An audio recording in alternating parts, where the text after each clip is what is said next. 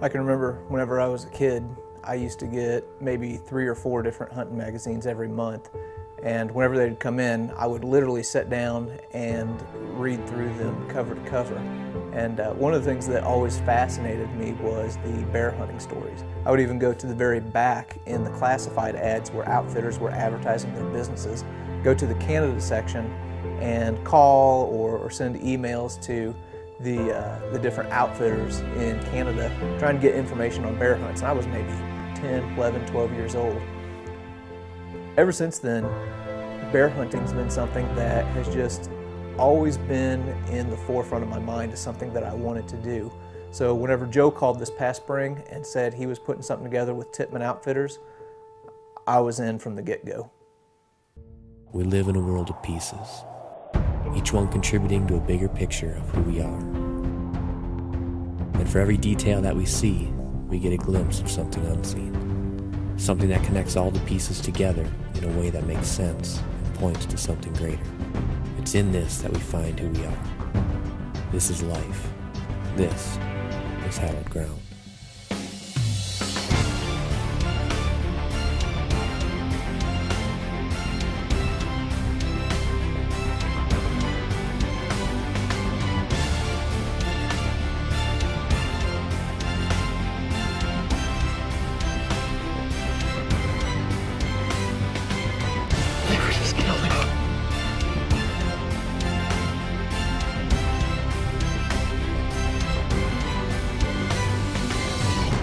A monster. He is a giant, isn't he? This past spring, Jason Hudkins, who owns Athens Archery, gives me a call and asks if we'd be interested in heading up to Quebec and doing a little bear hunting with Tippmann Outfitters. The spring is really a super busy time for us as far as producing the show. So at the most, I could see that we had a 4 to 5 day window where we could actually make that happen. At first, I was really hesitant to even say yes because of the workload that we were under at the time. But I knew that the Athens guys had been up there before, and I think every single person tagged out. Jason was talking up Tippmann Outfitters like it was no one's business. He just made it too hard to say no. Ever since we started producing television shows and DVDs and things like that, my hunting time has actually decreased in a way. This trip, no exception. I'm heading up to Iowa to pick up Joe before we head up to Quebec, and I'm about 15 miles outside of his hometown. Give him a call and say, hey, I'm almost there, and he said, dude, we're not leaving until tomorrow. This disaster zone, that's my office right now. You're supposed to leave earlier this morning. JD woke up at 4 o'clock, drove 7.5 hours up here. For no good reason. For no good reason, just so when he got here, I said, might as well turn around and go home because we aren't going to Canada. 3 months ago, you watched episode 1. That right now, we're just finishing. And that right now has to be submitted to the Sportsman's channel sometime when we are up at bear camp. So we're trying to get that done. We've got to postpone our trip. We're averaging like 3 hours a night sleeping. Everything is in total chaos. This is the reality of it, and people don't understand. They think that all you do is you go to Canada and you kill a bear. But in reality, it's a mess, and we've got tons of stuff to do. We still got a ton of work to do tonight, and it's never ending. And then we're gonna get up to Canada and we'll probably get skunked. So, but if we do kill something, you're watching this, I hope you enjoyed the episode. And I'm gonna keep on packing, and we're gonna try to get out of here and kill a bear in Canada. So.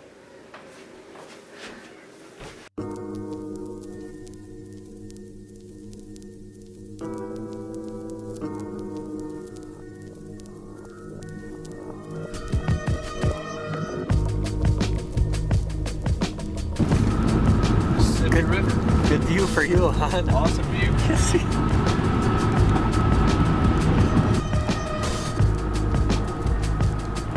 Traveling is probably one of my favorite things in the fall. Just seeing new places, seeing new terrain, and with the distance that we had to cover on this trip, it was just really cool to see a lot of new areas.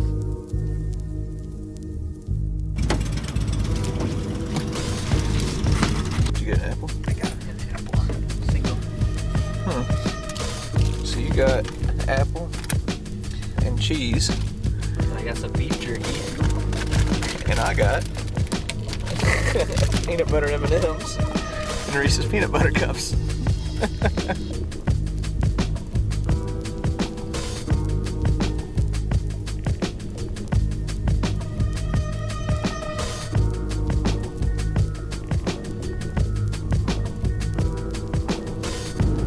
province of the Quebec.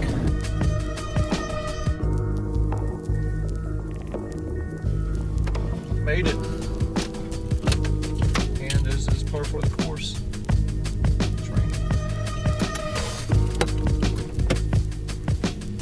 Jason had been bragging up Tippmann Outfitters for weeks, and after 20 plus hours in the car, JD and I were excited to get out, and our anticipation was really high. Rain or shine, we were ready to hit the woods. QDMA joined to ensure the future of wildlife habitat and our hunting heritage. Night Rifles, born to hunt. Night, America's muzzleloader. The Jackknife from S4 Gear. Video, view, and share your hunts with a smartphone bow mount. Grow the Bone Deer Attractant and Mineral Supplement. The secret is out.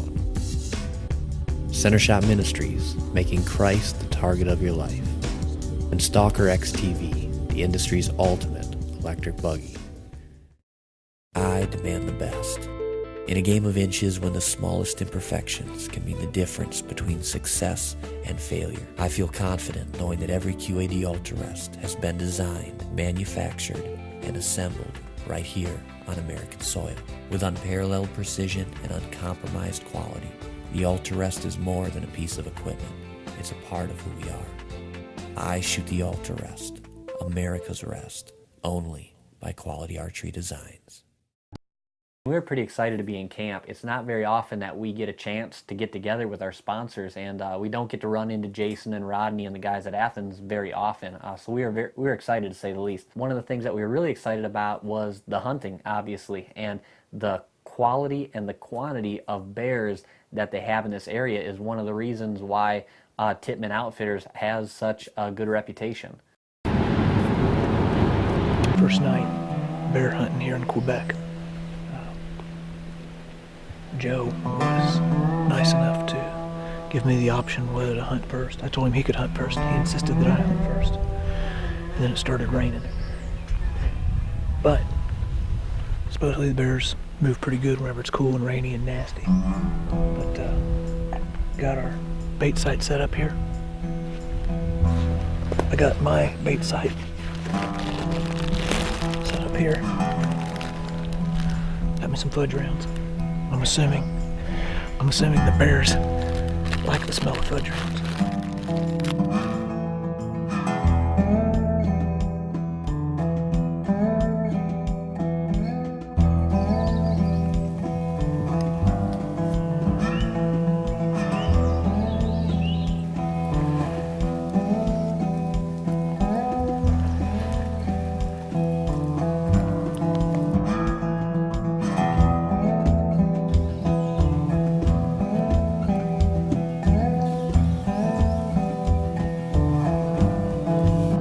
First night in the stand, we were excited, but it was just really slow. We ran the camera kind of on and off just because it was going in and out of thunderstorms. But we wrapped up the night in the tree stand, and then the next day, Jason and the rest of the Athens crew rolled into camp, and finally, it just felt like bear camp.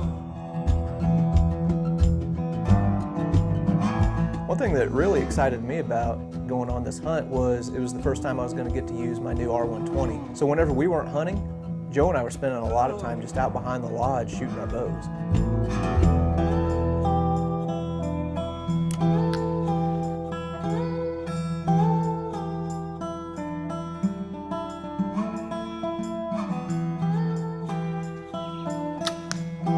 Jason also brought to camp the brand new Athens Apocalypse crossbow, which was just wicked sweet, and on top of that, he designed a brand new custom bow for Jack Tippmann and Tippmann Outfitters. So we had fun shooting them, and all in all, just our time around camp was an absolute blast. You got right with you, Derek? I get it out there. Yep. What'd you do with it? With the shank.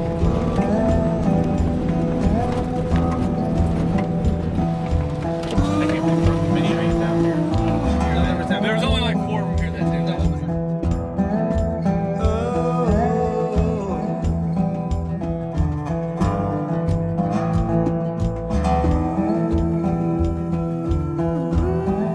found the last couple of years is that bear hunting makes for some pretty late nights. And I mean, if you kill something, you might be rolling in at 2, 3 o'clock in the morning. Our second night was pretty much like the first, didn't have any action at the bait site that we were at. But when we woke up the next morning, we come to find out that everyone else had been seeing bears and a couple hit the ground.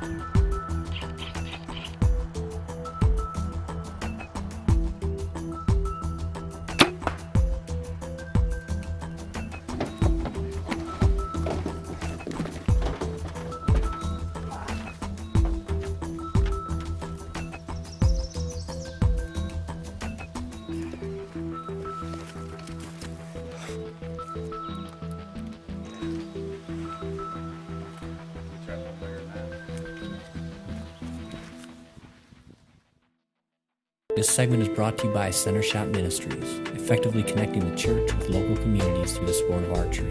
For more information on how to get Center Shot started in your church, contact Kevin at 651-788-1715. This segment of HGO is brought to you by Muddy Outdoors. Go Muddy. I don't think I've ever felt so confident thinking that we're going to kill something. It's just a matter of time. But at the same time, time wasn't on our side. I can't say time any more times in a sentence. Yeah. Time wasn't on our side.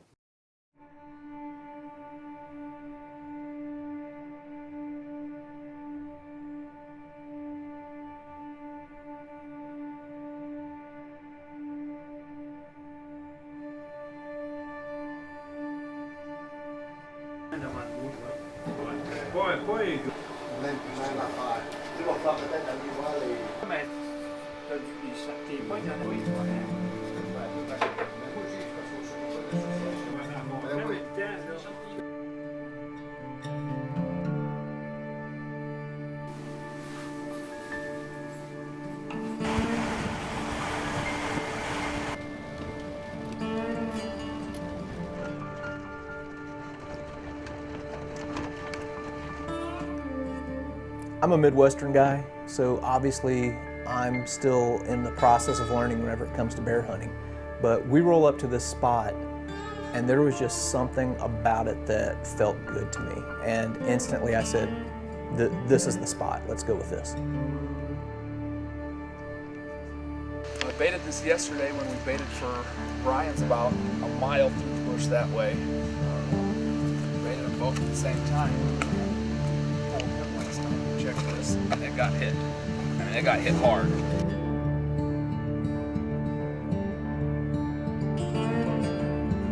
Gonna do a pre-hunt. What do you think? Huh? What do you think? Yeah. Yeah, I told you right now. It's third night. And this is my last night to hunt. So we moved to a new spot that looks awesome. They had a place that hasn't been hunted really at all. So I'm feeling pretty good about this.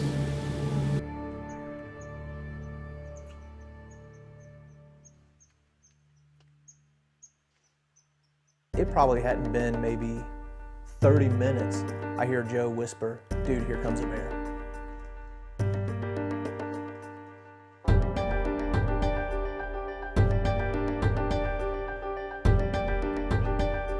I look and here comes this slob of a bear just lumbering through the woods.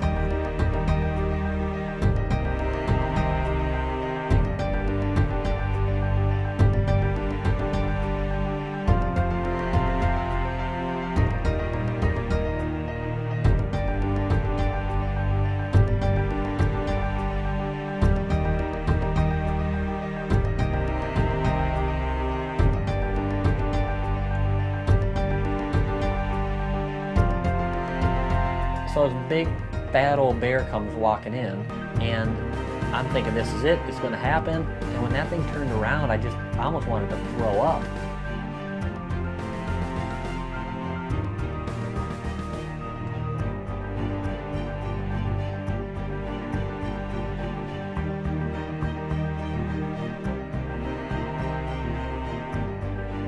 We were right on the edge of the bear rut, so I'm guessing that this bear just came in, was sent checking for sows, and turned around and walked right back out.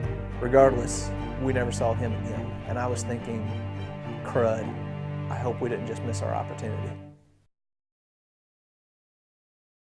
So we've been sitting there another 2 or 3 hours, just kind of waiting for something to happen, and I look up and I see this black movement coming through the woods right towards the bait barrel.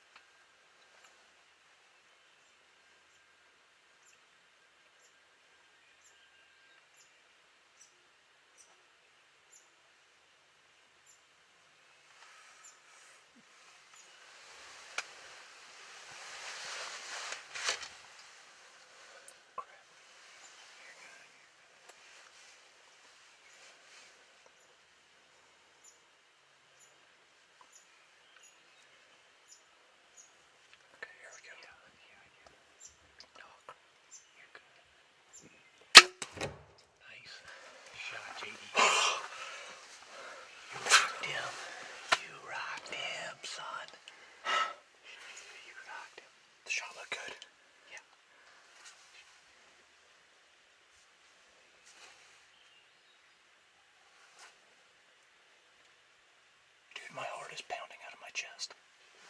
Yeah, you jacked it. Oh, what?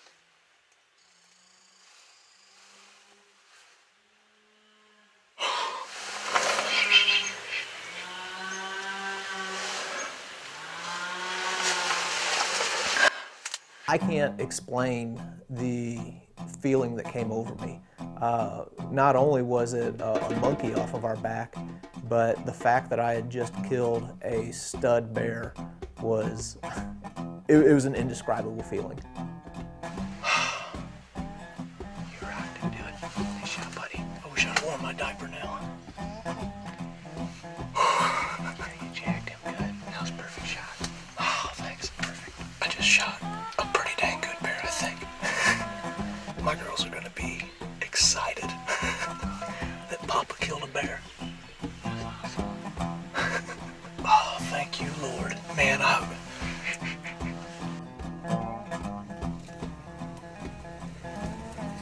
Dude, we just had a lynx at 10 yards.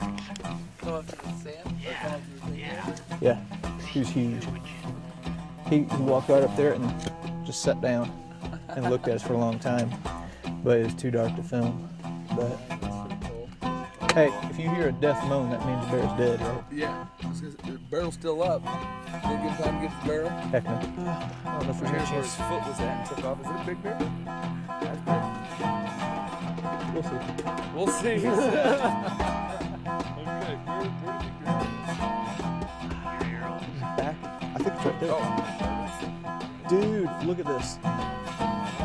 And look, you're not getting that out of there. Holy crud. That went through a bear and crushed into the root. Still sharp. Oh, yeah. Wow, tough. That's good blood. Red from stem to stem. Okay. Seriously, if a person wants to kill a bear, if they want to have a chance to kill a big bear, this is my shameless pitch for Tippmann Outfitters. We could not have been happier with the way that the hunt turned out. Looks like a dandy to me. Wouldn't you say so? Oh my gosh, man, he died in some kind of Cambodian mess. Holy cow. Look at this thing. That is a bear. That. That is a bear, bro. Good work. Thank you Good so work. much, man.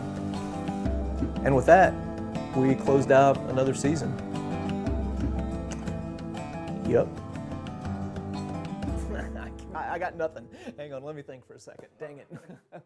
There's something about getting to the end of a season and looking back that allows you to see things with a clarity that you might not have had in the moment. Areas that you might have defined as a point of success really might just be moments that are a small piece of a bigger picture. Looking at this hunt, it's pretty much par for the course for the way that our season went. I mean, it was another instance where God provided exactly what we needed when we needed it. We are ready for the next chapter. And as we close this one out and prepare for the next, we could not be more excited to see what God has in store and where He's going to lead us. There's always a little bit of sadness whenever hunting season comes to a close, but one thing that sweetens it a little bit is whenever it closes out with a trip to the tax Well, stand. this old truck takes me down this gravel road, and as the dust all settles, I find myself at home, past the county line to a promised land, and to an old oak tree and an old deer stand. It's a place where I've seen my Maker's face, and where I'm born again as sunrise by His amazing grace. A peace and a purpose I have found in this sanctuary, my house. If you're scared of I bridges, am standing on this island. don't come to Canada via this route. Oh, where I was born, and it's where they lay me down. If anybody asks where I can be found, you tell them I'll be right here on I think that's what I wanted to say. Yeah, Did that I'll be sound right jumbled here up? on this Okay.